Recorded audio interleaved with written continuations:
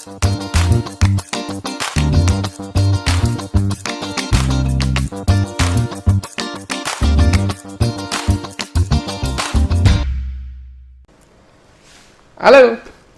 bersama saya lagi Ryu Hasan di sini, tetap ditemani sahabat setia Hangi.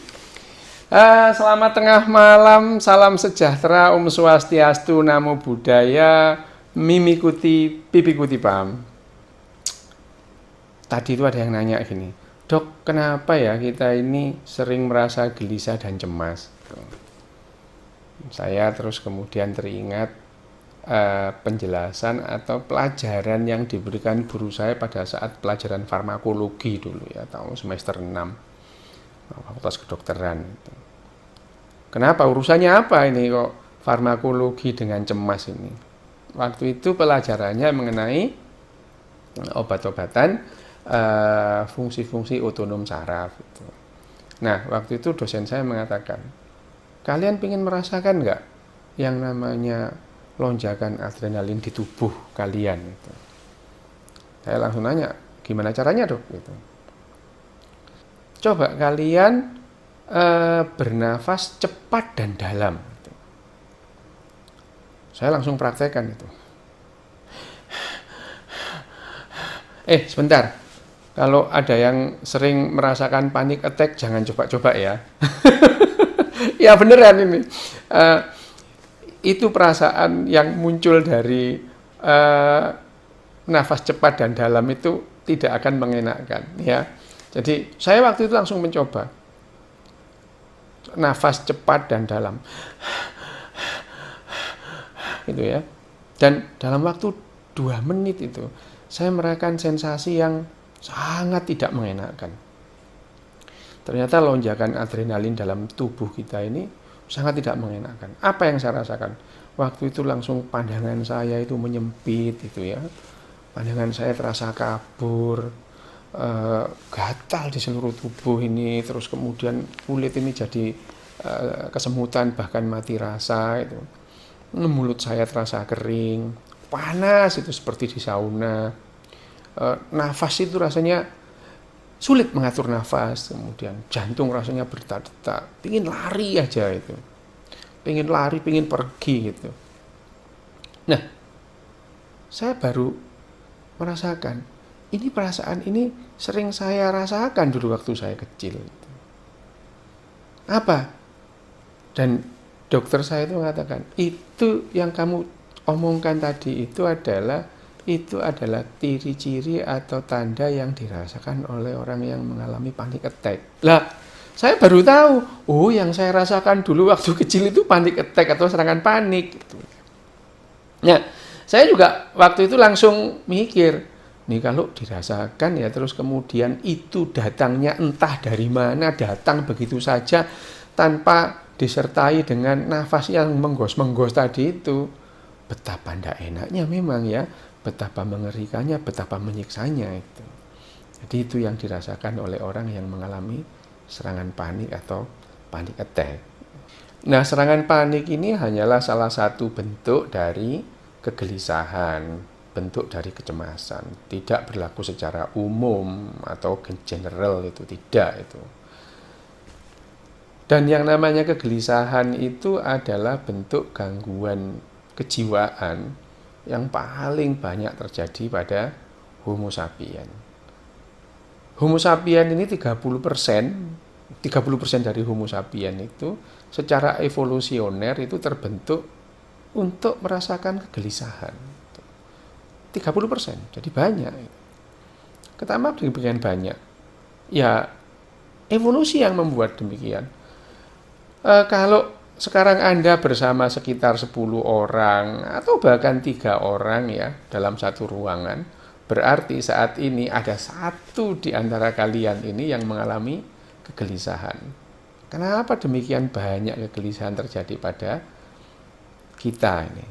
Jawabannya sederhana. Begini ya. Bayangkan kalau seekor kijang misalnya itu. Kijang itu jarang kijang gelisah gitu ya. Kijang gelisah itu kan kalau ada misalnya dia melihat harimau atau melihat macan atau melihat singa di depannya itu. Dia gelisah. Kenapa? Lah, itu ada ancaman kematian bagi dia itu. Nah, kegelisahan pada Kijang, itu apa yang terjadi? Nah, ini kembali ya, kita lihat. Kijang itu juga punya otak seperti Hangi ini ya, ini otaknya Hangi, otaknya Kijang. Nah, respon dari kegelisahan pada Kijang itu ya, saat melihat adanya singa atau harimau di depan matanya, dia akan memicu pertama kali adalah pusat kegelisahan atau pusat emosi di otaknya. Apa? Amigdala. Nah, amigdala pada Kijang yang melihat singa atau harimau di depan matanya itu akan memicu lonjakan adrenalin dari amigdalanya itu. Terus kemudian adrenalin itu lepas ke seluruh tubuh. Nah, apa yang terjadi kalau adrenalin itu lepas dalam seluruh tubuh Kijang? Jantung Kijang akan berdetak lebih cepat, paru-parunya mengembang, gitu ya. Pembuluh darahnya juga melebar itu. Untuk apa ini semua terjadi? Ini terjadi supaya memastikan energi yang ada dalam seluruh tubuh Kijang saat itu, yang tersedia saat itu, digunakan untuk kekuatan ototnya. Untuk apa? Hanya ada dua pilihan, melawan atau lari. Dan semua energi yang ada dioptimalkan untuk hal ini. Apa? Pada kekuatan ototnya untuk melawan atau lari. Otot-otot di paha Kijang menegang, ya. Penglihatannya juga akan menyempit, fokus kepada lawannya. Pupilnya dilatasi supaya penglihatannya itu lebih lebar, tapi lebih fokus. Supaya apa? Supaya dia bisa melihat lawannya ini. Dan sistem-sistem yang lain ditutup. Kenapa? Ya, untuk mempertahankan hidupnya itu lebih baik ya lari atau melawan itu. Tidak ada lagi sistem-sistem yang lain yang diperlukan, misalnya sistem pencernakan itu. Dia ya Kijang tidak akan lagi makan pada saat ada ancaman seperti itu. Ya, air liurnya berhenti itu. Ya. Terus kemudian usus-ususnya juga dihentikan itu. Aktivitas ususnya. Kenapa? Energi lebih baik dipakai untuk otot daripada untuk mencerna gitu. Dan Kijang juga tidak akan melihat misalkan hasrat gairah seksualnya kalau seandainya dia melihat Kijang betina atau bahkan memikirkan reproduksi itu adalah yang urutan yang nomor sekian dibandingkan dengan keselamatan hidup ya.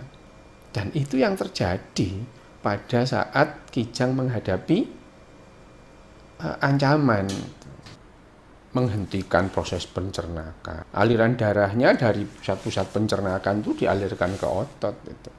Saraf-sarafnya juga saraf-saraf untuk siaga, tidak lagi saraf hasrat mencari Kijang betina untuk meneruskan keturunan. Nah, ini semua yang terjadi pada Kijang dan itu terjadi secara evolusioner jutaan tahun ya. Dan itu akan diadaptasi secara indah sebagai sebuah bentuk pertahanan bagi Kijang untuk melanjutkan kehidupannya. Secara evolusioner, bentuk kegelisahan ini membantu Kijang untuk mempertahankan hidupnya. Nah, kalau seandainya sampean Kijang itu ya, sampean sangat mungkin dibunuh oleh singa atau harimau. Tapi masalahnya kita ini bukan Kijang, kita ini Homo sapien yang sangat mungkin mencemaskan banyak hal lebih dari seekor Kijang yang hanya cemas kalau melihat harimau atau macan atau singa gitu ya. Kita ini kecemasan kita itu bisa dipicu oleh banyak hal. Jatuh temponya kartu kredit, tagihan arisan, terus kemacetan lalu lintas. Waduh si bos telepon gitu. Waduh besok harus presentasi. Aduh tugas numpuk. Banyak hal yang membuat kita cemas dibandingkan dengan seekor kijang. Dan fisiologis yang terjadi pada tubuh kita itu sama persis dengan apa yang terjadi pada kijang. Sama pada saat kijang itu melihat harimau, terus kemudian kita berangkat kerja, terus kemudian ada kemacetan di lalu lintas. Respon tubuh kita dengan tubuh kijang yang ketakutan atau yang cemas tadi itu sama persis. Apa? Itu tadi, mengirimkan semua energi yang ada ke otot kita. Itu juga terjadi pada tubuh manusia. Hanya saja kan kita tidak bisa lari dari kemacetan, lari dari tagihan kartu kredit, lari dari pengisian pajak, SPT pajak pada saat sudah waktunya. Kita tidak bisa lari dari kita harus melakukan tugas-tugas yang ada di kantor kita. Sehingga kecemasan yang ada pada manusia itu jauh lebih kompleks dibandingkan dengan apa yang terjadi pada kijang.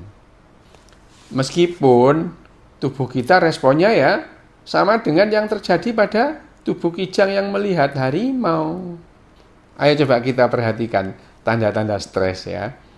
Jantung berdetak kencang, terus kemudian mulut terasa kering gitu tuh, perut sakit, kemudian kulit itu mati rasa, kesemutan gitu ya. Terus kemudian kita pingin pergi aja lari gitu ya.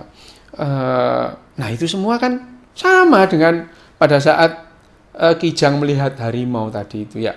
Adrenalin pada tubuh manusia itu sama dipicu oleh kegelisahan di pusat emosi amigdala tadi, dan kemudian rangkaian adrenalin yang pada tubuh kita itu sama persis dengan yang terjadi pada tubuh kijang tadi.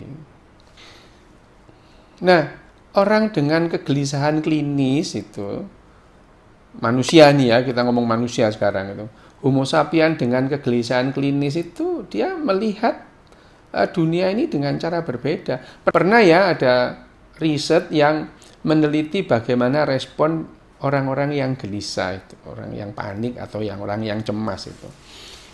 Mereka itu ditunjukkan wajah yang gradual antara wajah yang gembira ya, ketawa sambil wajah yang marah gitu ya. Gradual itu. Ada secara gradual itu ada 20 ya, mulai dari orang yang paling gembira sampai orang yang paling marah. Nah, orang dengan kegelisahan klinis itu dia tidak bisa melihat spektrum ini itu. Dia hanya melihat dikotomi dan dia melihat wajah yang di tengah-tengah antara wajah yang biasa-biasa dan wajah yang ambigu antara marah dan gembira itu, mereka melihat ini sebagai kemarahan. Jadi orang yang sedang gelisah itu dia hanya melihat adanya ancaman atau tidak, hanya dua, dia tidak bisa melihat spektrum. Ini yang terjadi pada kegelisahan klinis. Mereka merasa selalu terancam. Orang-orang dengan kegelisahan klinis itu seringkali tidak bisa lepas dari perasaan ini, selalu merasa terancam. Karena bagian logika dari otak, prefrontal cortex, dalam kondisi yang seperti ini, itu betul-betul dimatikan. Tidak bisa lagi mengendalikan amigdala. Sehingga yang namanya kegelisahan itu bisa menjadi makin besar dan menjadi sebuah krisis yang besar dalam diri manusia. Itu kenapa kita bisa gelisah. Oke? Itu dulu saya sampaikan. Nanti kita sambung lagi dengan jenis-jenis kegelisahan. Ya, salam bahagia, salam sehat, salam sejahtera.